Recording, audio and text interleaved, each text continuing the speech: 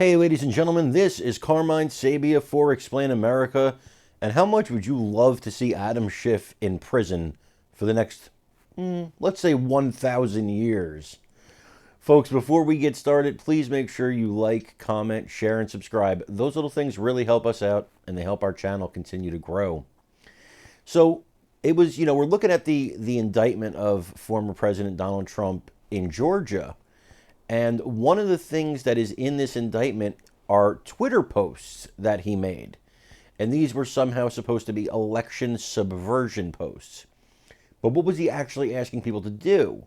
Well, when you go and look at the post, it's tune into OANN while their Georgia election coverage, or tune into this channel. They're talking about the Georgia election and what he believes happened there.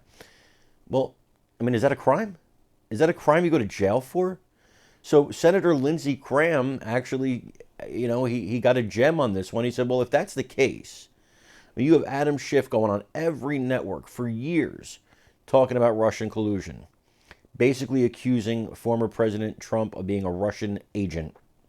When you have Schiff doing this, saying he has evidence of Russian collusion that he's going to show someday, by the way, we're still waiting for that day, but he's going all the networks saying these things, and then nothing happens to him.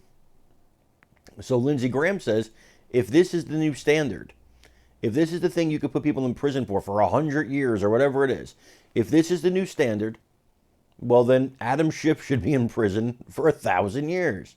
And I kind of agree with that. Now, I don't think Adam Schiff should be in prison for 1,000 years, but I don't think President Trump should be in prison either. We're talking about speech here. We're talking about free speech here. It has to apply to everybody. Then, as Lindsey Graham said in a subsequent tweet, he said, okay, so it's election denial. Denying the winner of the election is what you're going to put Trump in jail for. Well, you have somebody in your own state named Stacey Abrams who said she refused to concede because she believed she was cheated.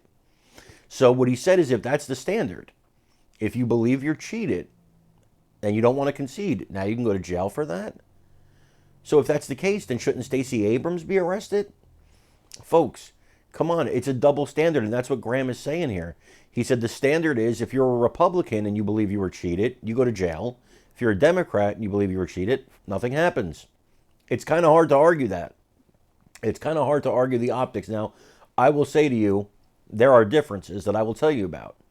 Trump actually took steps to stop the certification. He had plans in place to stop the certification. Stacey Abrams did not have those plans. She didn't have the power to do that. But if she did, would she have? We don't know. So it's not just free speech. I don't want to lie to you. It's not just a free speech issue.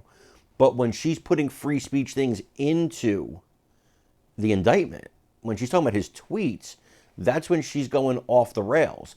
That's when she's gone too far.